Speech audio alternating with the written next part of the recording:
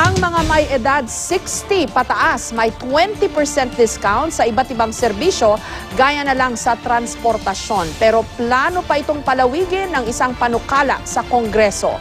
Live mula sa Quezon City may report si Dano Tingkungko. Dano? Jessica, isang panukala nga ang inihain sa Kamara na layong palawakin pa ang sakop ng diskwento ng mga senior citizen. Halimbawa sa mga damit at sapatos at sa mga bank transaction. Bagay na para sa ilan, makabubuti lang kung may panggastos nga ang ating mga senior citizen.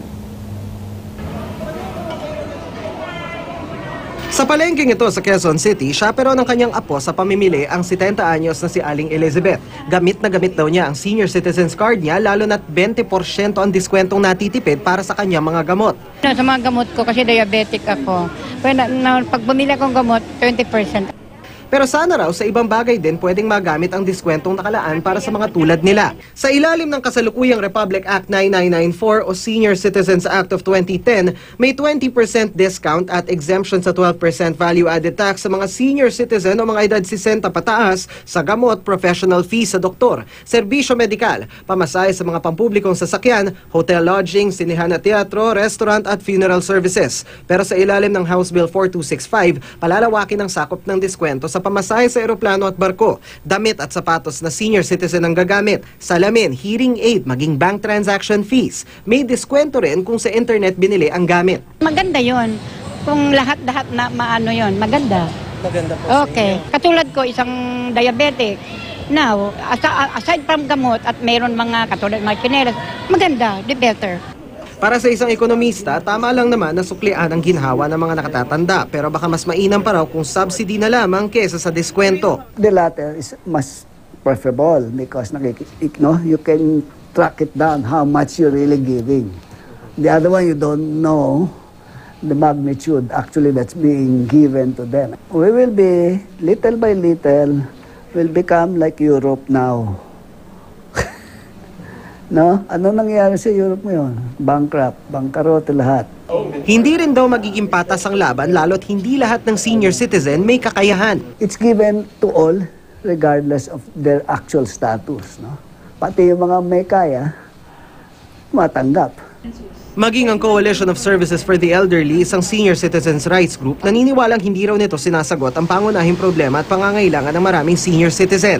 Kahit gaano pa karami ang diskwento, paano naman daw ito magagamit kung walang pambili? Tumataas yung number ng senior citizens, pero lumiliit yung number ng tao na magsusupport sa kanila. Kung halimbawa na wala akong kinikita, ngayon kailangan ko pang umasa doon sa anak ko na maliit din yung kinikita. So, yun yung loop kasi ng poverty with senior citizens. Wala talaga silang ang pinagkukunan at the first place.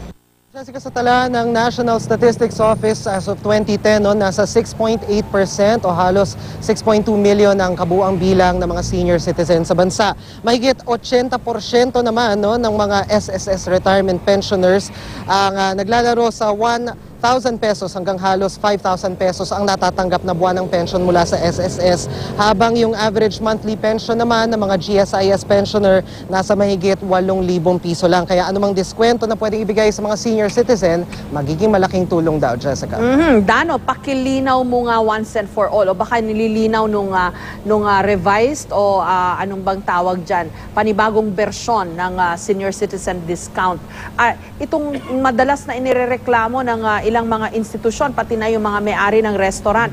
Pag nagsabay-sabay daw kumain, ang grupo ng mga senior citizen, ang intindi daw ng marami, lahat sila entitled sa 20%. Kaya parang kung lima sila, abay parang libre na ba yung kakainin nila? Pakilinaw mo nga. Technically, Jessica, dun sa expanded, I guess that's what you're referring to, no? Yung Expanded Senior Citizens Act of 2010, that's Republic Act 9994. Technically, ang binibigyan ng diskwento, yung kung sino lang ang makakapag-present ng senior citizens card. That is, yan yung makukuha mong ID sa iyong municipal office at sa iyong city government office when you hit 60. Pagkakuha mo niyan, that's basically bukod sa valid government-issued ID, that's also your passport para sa mga diskwento. Technically, dun sa batas, sino lang ang meron nun at makakapag-produce nun at the point of transaction, no, siya lang ang makakakuha ng 20% na discount at 12% VAT exemption. So, ang ilan dun sa mga napansin natin, no, in the past, yung ginagawa kasi, halimbawa yung iba, nilalump together nila yung transaction nila doon sa transaction ng senior citizen. Pero if you look at the spirit of the law, dapat ang diskwento sa senior citizen lang, Jessica. Okay, pero paano nga kung lahat sila senior citizen? At pag tinanong ng waiter, sino po ang may senior citizen's card? Eh lahat sila nagtataas ng ID. Anong dapat gawin ng waiter o nung may-ari ng restaurant? Pwede bang mag-demand bawat isa dun sa, say for example, limang senior citizen yon?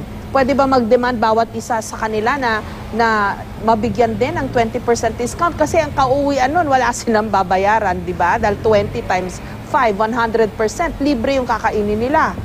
Correct, Jessica. Actually, yun yung spirit of the law. It's, if you look at it, no, technically, bawat isa sa inyo, halimbawa, kung sa bawat isa no, kumain ng 100 pesos worth ng pagkain dun sa restaurant na yon, 5 sila at lahat sila merong senior citizen card.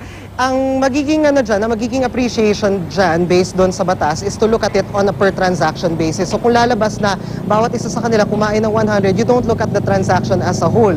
You look at it per transaction. So, halimbawa, nag-order ng 100 yung isa, nag-order ng 200 yung isa, yung discounts na yun applicable doon sa bawat transaction nila. Ngayon, if they lumped it together doon sa isa, basically, ang appreciation doon sa batas is isa lang yung transaction. Parang kada transaction, 20%. So, hindi pwede yung lahat sila magpe-present ng, ng senior citizen card para libre sila. Pagka ganun, sasabihin na lang nila, KKB kami, kanya-kanyang bayad. So, lahat sila entitled, di ba? So, wag na lang maglibre kasi doon magkakaproblema. Maraming salamat sa iyo, Dano Tingkungko.